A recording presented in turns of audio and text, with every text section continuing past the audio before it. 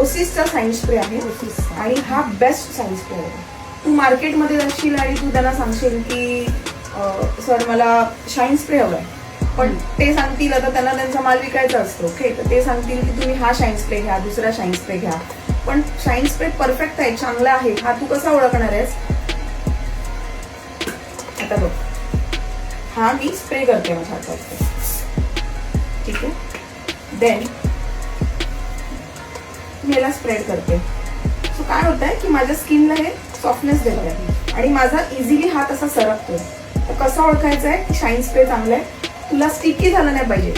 Okay, तुझ्या हेअर्सला हा soft बनवतो. आणि शाईन स्प्रे काय आहे? कंडिशनिंग, हेअर कंडिशनिंग, हेअरला कंडिशनिंग करतो हे, पण स्प्रे फॉर्म मध्ये.